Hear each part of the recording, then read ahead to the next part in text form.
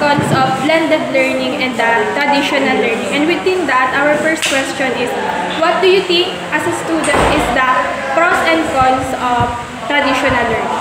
So, para sa akin, ang pros ng traditional is madaling i-monitor kung natututo ba yung bata kung nakikinig siya, madali siyang i-monitor.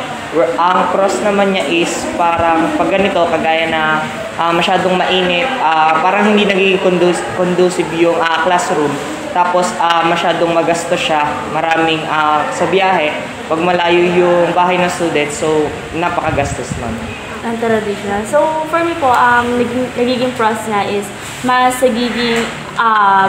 nagkakaroon ng participation sa loob ng classroom kasi nga, yung traditional kasi is nakikita ng mga teacher yung mga students. So, mas na-assess din nila kung may natutunan ba talaga yung mga estudyante. So, yung mga cons naman po is siguro medyo mahirap lang din pagdating sa transportation kasi may iba't iba kasi mga estudyante na galing pa sa mga bundok, ganyan. So, yun yung siguro nagiging cons. Yeah. As a student, for me, the pros and cons of traditional learning, the pros is we can learn in one time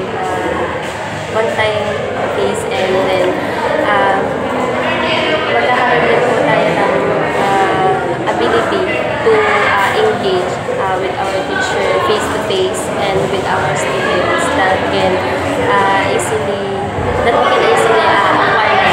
While the cons of it naman po ay we can have limited access since nga po pag face-to-face ay sometimes yung mga teacher po ay sila nag-aalaw na ang mga students ay gumamit ng phones para makapag-gain pa ng more knowledge or makapag-research ng more knowledge.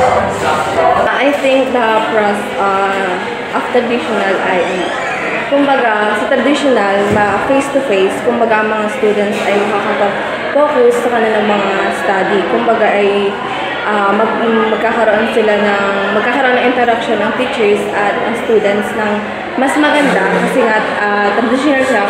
Kumbaga, ang students ay kung ano man yung mga katanungan nila ay mas masasagot ng teacher. Then, ang cons naman ng traditional ay kumbaga ay sa kagamitan. Kumbaga kulang sila kasi mas madaming trabaho sa teachers, madaming trabaho kasi mga visual aids, kumbaga ay mag-ano pa sila, magsusulat sa mga Manila paper. Kaya doon, tsaka ang mga students ay kailangan muna nilang tapusin yung mga sulatin bago nila, para mapag-aralan nila kasi hindi sila magkakaroon ng pinaka-copy nila. Based naman sa traditional learning, mas gusto ko talaga traditional learning kasi yung cons kasi niya ay mas maintindihan ni student yung topic or discussion ni teacher by face-to-face or kaysa sa virtual kung tawagin. Ang cons naman niya, yung environment talaga ng kung saan nagtuturo si teacher, si student. Kasi maaaring environment ay hindi tugma kung maingay yung kalsada, maingay yung ganito, yung katabing yung maingay. Yun yung nagiging kumbaga barrier sa discussion teacher, kaya medyo may pagka-negative yung pagkakaroon din natin ng traditional learning. Regarding naman sa traditional learnings, sa traditional kasi, syempre, pumapasok sa school and what I encounter in cons muna. For cons is, yun nga, syempre, hindi naman lahat ng student is malapit sa school and yun nga, more on nag-commute yung mga students. So, yun yung cons ng traditionals. And sa pros naman is, yun, mas natututo si students pagdating sa traditional kasi face-to-face yung learning. And yung environment din ng students saka ng teacher. Siyempre, nagkakaroon interactions both student and teachers. And sa second question is, what do you think naman is the pros and cons of blended learning? So, sa blended learning naman ay kaya ng bata na ang bata yung nag-aaral sa within their self-paced within their sa bahay nila. So, ito, parang hawak nila yung oras kung paano sila matututo. Pero ang cons naman nun ay hindi na mo-monitor masyado ng teacher yung learnings, kung tunay bang natututo yung bata or baka nagko-comply lang siya pero hindi siya masyado natututo. Ng blended. So, yung nagiging pros naman for me na blended is siguro mas madali para sa mga estudyante na parang gagamit lang tayo ng technology, pwede na tayo maka-attend ng klase, ganyan. So, yung cons naman is, hindi talaga natin nakikita kung talaga nakikinig yung mga estudyante. So, kagaya ng sa mga iba, as experience din na pag nasa bahay, mas may iba pa tayong ginagawa, ganyan. Kasi ng iba't iba ding responsibility, ganyan. So, yan, the pros of blended learning. Una ay the students can learn on their own pace.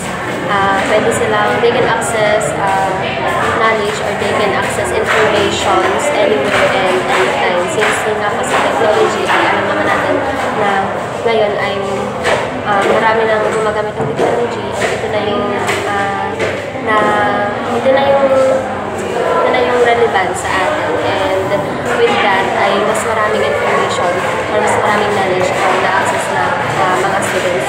And cons of it naman po is, ayun, minsan nagkakaroon ng technical issues na lalo na yung mga students na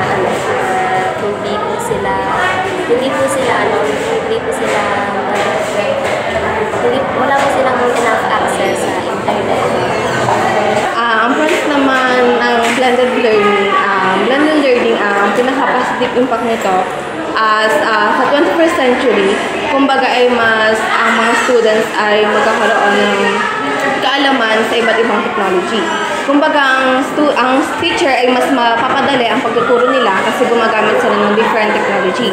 Like for example, ay yung presentation, paggamit sa Canva, and then yung mga technology like laptop and television. Then ang cons naman nito ay sa mga students, kasi karamihan sa mga students ay hindi nagkakaroon ng access sa technology, lalo na kung wala silang mga internet at lalo na kung ang mga bahay nila ay mahina sa Sa mga blended learning kasi, ang para sa akin yung pros niya is pag sinasabi ng specific ang modular, parang hawak ni student yung time niya kung kailan siya gagawa ng different activities or ng mga pinapagawa ni teacher. Then ang cons naman niya is yung specific din siya sa blended learning ay pag naman online learning.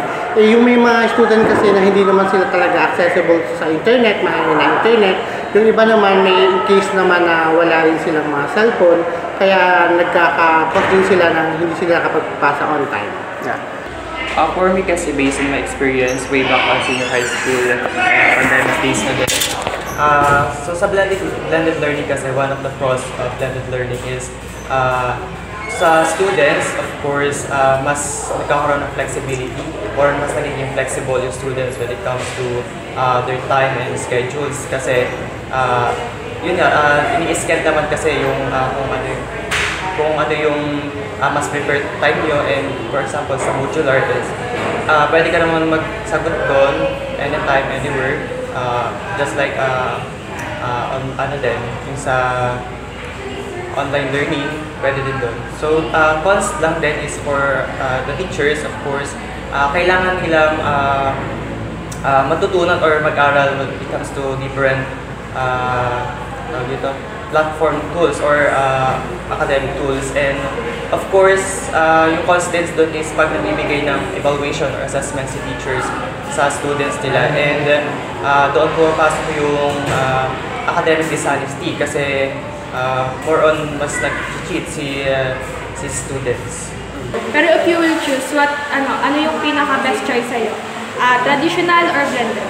Para sa akin is traditional pa rin. Traditional. Mas makakapalit siya. So, ang mas prefer ko sa kanilang dalawa is yung traditional. Kasi nga, mas, alam niyo yun, parang mas nagkakaroon talaga ng good relationship between the students at ng teacher pag nakikita talaga sila in person. For me, as a student na busy, yan, I prefer blended learning kasi nga I can learn on my own pace.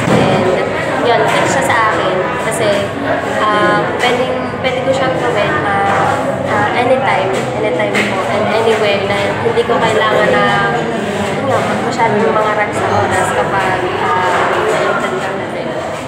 So, in today's generation, ang mas prefer ko ay yung blended learning. Kasi, for the 21st century nga, yun nga, doon na papasok yung pinaka parang generation na ng technology. Kung pagka dito na yung umuusbong yung paggamit ng technology, kung saan ito na yung mas napapadala yung mga teacher and the students na makapag-come up sa mga studies.